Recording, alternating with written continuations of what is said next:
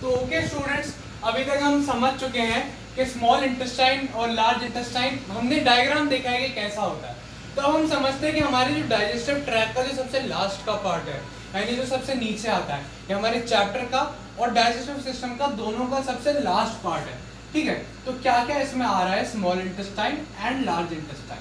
हमने नाम बहुत बार समझा है, हमने बहुत बार ये चीजें देखी है, हमने डायग्राम में भी देखा है। ठीक है, तो आज हम इन दोनों टॉपिक के बारे में एकदम अच्छे से ब्रीफली एक्सप्लेन करेंगे इसको और समझेंगे कि इनका क्या काम है और ये कैसे चलते हैं। ओके, तो small intestine, what is small intestine? Small intestine is the largest part of digestive system, यानी ये डाइजेस्टिव सिस्टम का सबसे लंबा और सबसे बड़ा पार्ट है। कैसे? अब जैसा हमने इस बुक में डायग्राम देखा, एक बार हम इस बुक में डायग्राम देखते हैं कि स्मॉल इंटेस्टाइन एक्चुअली दिखती कैसी है। तो ये है हमारी स्मॉल इंटेस्टाइन। ओके स्टूडेंट्स, ये एक बार आप डायग्राम देखिए कि कितनी ज़्यादा कॉइल्ड है और कितनी ज़्यादा बॉडी में बड़ा पार्ट घेरती है। ओके, तो ये हमारा जो पॉइंट है, अब हम इसको देखते हैं largest part. It is the largest part. Largest part कैसे? कि ट्यूब के फॉर्म में बहुत ज़्यादा कॉइल्ड होता है। कॉइल्ड यानी इसका बहुत बड़ा गुच्छा बना हुआ होता है, हमारे जो अब्डोमेन कैविटी है उसमें बहुत ज़्यादा कॉइल्ड होता है। और इसके 3 पार्ट होते हैं, डियोडेनम, जेजुनम एंड इलियम। क्या बोलेंगे हम इसको? डियोडेनम, जेजुनम एंड इलियम। और इसका एक नॉर्मल अडल्ट में कितना बड़ा साइज होता है? 7 मीटर्स। कितना? 7 मीटर्स। समझे आप लोग कि सबसे पहली बात तो लार्जेस्ट पार्ट है स्मॉल इंटेस्टाइन, और दूसरी सबसे बड़ी बात क्या है, इसका जो एवरेज साइज है वो 7 मीटर्स है। मीटर्स आप समझेंगे तो कितना ज्यादा हो गया। अगर हम इसको स्ट्रेट ट्यूब में लगा दें स्मॉल इंटेस्टाइन को, तो ये 7 मीटर्स कवर कर सकता है एक बार में। ओके, तो ये हमारे स्मॉल इंटेस्टाइन का पहला पॉइंट है। दूसरा पॉइंट इसका क्या कहता है? Some juices are secreted in inner wall. Inner wall के अंदर कुछ जूसेस सेक्रेट होते हैं। हमने जूसेस पढ़ा था, क्या होता है? डाइजेशन के लिए जितने भी एंजाइम्स और जितने भी केमिकल और जूसेस हेल्प करते हैं, वो ये मतलब जो जितने भी इनर वॉल्स होती है उनसे सेक्रेट होता है। और जूसेस हमने समझा था, जितने भी डाइजेशन में केमिकल्स हेल्प करते हैं, जितने भी एंजाइम्स हेल्प करते हैं, उनको हम इकट्ठा बोलते हैं जूसेस।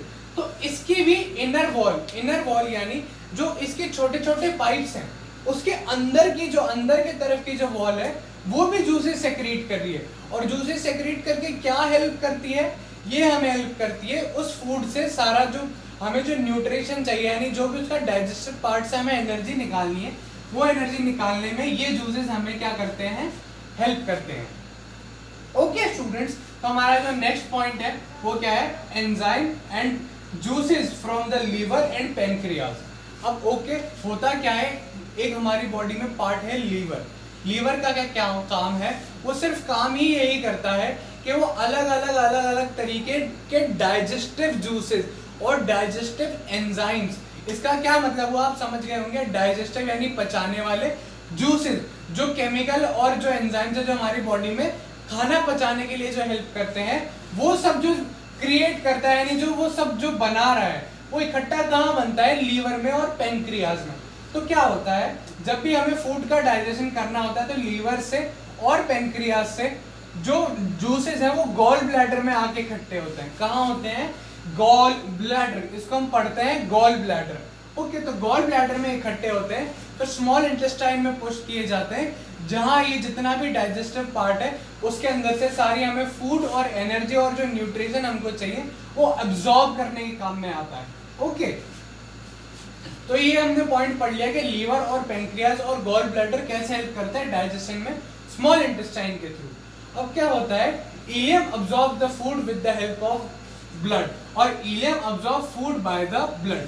अब ये पॉइंट हमें क्या कहता है? अब क्या है, फूड डाइजेस्टिव फॉर्म में पहुंच चुका है, वो एकदम ऐसे फॉर्म में पहुंच चुका है कि उसके अंदर से एनर्जी निकाली जा सकती है, लेकिन किसके थ्रू, किसकी हेल्प के थ्रू, हम उसको कैसे बाहर निकाल सकते हैं? तो उसके अंदर जो हेल्प करता है हमारा, वो करता है ब्लड। अब ब्लड क्या करता है? स्मॉल इंटेस्टाइन में फ्लो होता है, और जितनी भी उस डाइजेस्टिव पार्ट जो हो चुका है उसका, उसके अंदर से सारी एनर्जी एक्सक्रीट करने का काम करता है। एक्सक्रीट करना यानी खींचना, अब अब्सॉर्ब करना। एक्सक्रीट और अब्सॉर्ब यानी जो फूड के अंदर से जो जितना भी जो एनर्जी बची है उसको अब्सॉर्ब करना है हमें ब्लड के अंदर। तो वो जो हेल्प होती है वो इलियम में होती है, यानी ब्लड के अंदर जितनी भी एनर्जी, जितना भी फैट, प्रोटीन, विटामिन जो होता है सबसे पहले डाइजेस्टिव सिस्टम के थ्रू हमारे ब्लड में आता है, फिर अलग अलग जगह जाता है। जितनी भी एनर्जी होती है पहले ब्लड में मिक्स होती है, फिर अलग अलग जगह पे जाके वो स्टोर होती है। तो सबसे पहले क्या हो रहा है, ileum absorbs the food by blood, यानी ब्लड की हेल्प से जितना भी फूड होता है वो इलियम में ब्लड अब्सॉर्ब कर लेता है। ओके, तो हमारा जो नेक्स्ट पॉइंट है वो हम समझते हैं लार्ज इंटेस्टाइन। अब लार्ज इंटेस्टाइन का भी एक बार हम डायग्राम देखते हैं, फिर समझते हैं कि लार्ज इंटेस्टाइन क्या होती है और कैसे वर्क करती है।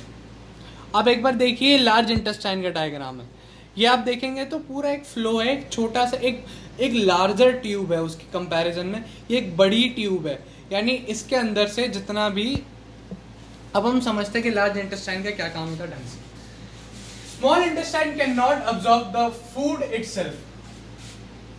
अब क्या होता है, small intestine can not absorb all the food itself, यानी जितना भी, अब ऐसा नहीं है कि हमने स्मॉल इंटेस्टाइन में अगर सब फूड घुमा लिया, छोटे छोटे पाइप से निकाल दिया, सब कुछ कर दिया, तो ऐसा नहीं होगा कि जितना भी फूड हमें एब्जॉर्ब करना था, जितनी भी एनर्जी उसमें से निकालनी थी वो निकल गई। वो तो छोटी छोटी ट्यूब्स हैं, उसके अंदर से जितना भी मेन एक्सट्रैक्ट था, यानी मेन जो हमें अब्जॉर्ब करना था वो हमने अब्जॉर्ब कर लिया। उसके बाद क्या होता है, अब जो बाकी जो फूड में बचा है वो कैसे अब्जॉर्ब होगा, अब जो बड़े पाइप के थ्रू हो सकता है, यानी बड़ी ट्यूब के थ्रू हो सकता था, वो कैसे होगा। तो ये जो हेल्प करता है हमें, वो हेल्प करता है लार्ज इंटेस्टाइन। जैसे हमने डायग्राम में देखा है कि उससे ब्रॉडर और वाइडर ट्यूब है, ब्रॉडर यानी बड़ी और वाइडर यानी चौड़ी ट्यूब है उसकी कंपैरिजन में, ठीक है। तो small intestine can not absorb all the food itself, यानी जितना भी जो फूड है वो सारा का सारा जो है वो अब्सॉर्ब नहीं कर पा रहा है। तो अनडाइजेस्टेड फूड जो होता है, जो इलियम से, जो हमने यहाँ पे लास्ट पॉइंट पढ़ा, जो जहां से सब अब्सॉर्ब हुआ है, उसके बाद में इलियम से जितना भी अनडाइजेस्टेड पार्ट है, यानी जितना भी जो पार्ट बच गया है, वो इलियम से लार्ज इंटेस्टाइन में चला जाता है। लार्ज इंटेस्टाइन में जाने से क्या होता है, होता ये है कि जितना भी अनडाइजेस्टेड पार्ट है जो स्मॉल इंटेस्टाइन नहीं कर पाया, वो जितना भी काम है लार्ज इंटेस्टाइन कर देगा, यानी जितनी भी अब्जॉर्प्शन है वो लार्ज इंटेस्टाइन कर देगा। जो बड़े पाइप के थ्रू हो सकती थी वो लार्ज इंटेस्टाइन कर देता है। तो जितना भी उसको एक्सट्रैक्ट और निकालना था, यानी फूड से और कुछ निकल सकता था, वो सारा जो ट्राई हार्ड करता है वो लार्ज इंटेस्टाइन करता है। और जितना भी उसको एकदम प्रॉपर वेस्ट जो बना दे, जिसके अंदर से अब कुछ नहीं निकल सकता, अब उसके अंदर कोई एनर्जी नहीं है, कोई फूड नहीं है, कुछ भी नहीं बचा, वो जो काम होता है वो लार्ज इंटेस्टाइन का होता है स्मॉल इंटेस्टाइन के बाद। अब क्या हुआ, अब हम पढ़ते हैं वाटर इज रीअब्सॉर्ब, ठीक है। इस पॉइंट का मतलब हम ढंग से समझते हैं। हमने जैसा पढ़ा कि डाइजेस्टिव सिस्टम में हमें बहुत सारा वाटर चाहिए होता है, बहुत ज्यादा अमाउंट में हम वाटर कंज्यूम करते हैं, तब जाके डाइजेशन हेल्प करता है। हमने जैसा पढ़ा था वाटर और रफेज में होता क्या है, जब हम डाइजेशन करते हैं तो हमें बहुत सारा वाटर चाहिए, लेकिन अगर हम देखें प्रैक्टिकली तो होता ये है कि जितना हम वाटर कंज्यूम कर रहे हैं उतना बॉडी से नहीं निकाल सकते। होता क्या है, सारा डाइजेशन में ही जाता है, लेकिन उस वाटर जब वो चला गया, वो अब बॉडी के लिए बहुत इंपॉर्टेंट है, लेकिन वो डाइजेशन में चला गया, डाइजेशन में उसने फूड को एकदम पतला कर दिया ताकि हम उसमें से अब्सॉर्ब कर सकें। लेकिन अब क्या है, हमें वो वाटर बॉडी से लेना तो पड़ेगा ना। अब वो फूड में मिक्स तो हो गया, लेकिन स्मॉल इंटेस्टाइन ने नहीं लिया, लीवर में, स्टमक में, कहीं वो वाटर सब जगह उसका यूज आ गया, लेकिन उसको वापस से बॉडी में किसी ने खींचा नहीं।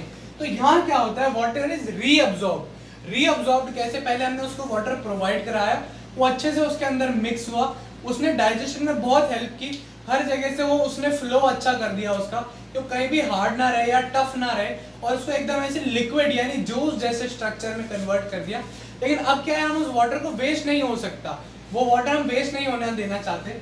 तो जो लार्ज इंटेस्टाइन होती है उसकी वॉल्स के अंदर जितना भी वाटर जो डाइजेशन में गया है उसको हम वापस से रीअब्सॉर्ब करते हैं। पहले हमने उसको अब्सॉर्ब करवाया, अब हम उस फूड से, अब तो वेस्ट बन चुका है, तो अब हम उस वेस्ट से जितना भी वाटर निकाल सकते हैं, यानी जितना भी वाटर हमें हेल्प कर सकता है, जो हमारे जो नॉर्मल जो बेसिक काम है उसके अंदर वाटर और हेल्प जितना भी कर सकता है, तो जितना भी जो वाटर उस वेस्ट के अंदर बचा है वो सारा वाटर जो होता है वो लार्ज इंटेस्टाइन के थ्रू वापस से खींचा जाता है, बॉडी में खींचा जाता है, रीअब्सॉर्ब किया जाता है।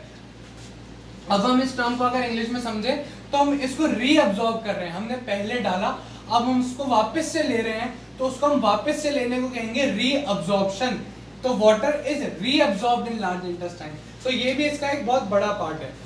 Solid waste is collected in rectum. अब रेक्टम एक लार्ज इंटेस्टाइन के नीचे एक और पार्ट होता है, एक बैग लाइक स्ट्रक्चर होता है, वो सारा वेस्ट उसमें कलेक्ट हो जाता है। और नेक्स्ट पॉइंट क्या है, finally waste come out from anus. अब आप डायग्राम में देखें तो एनस सबसे लास्ट ओपनिंग होती है।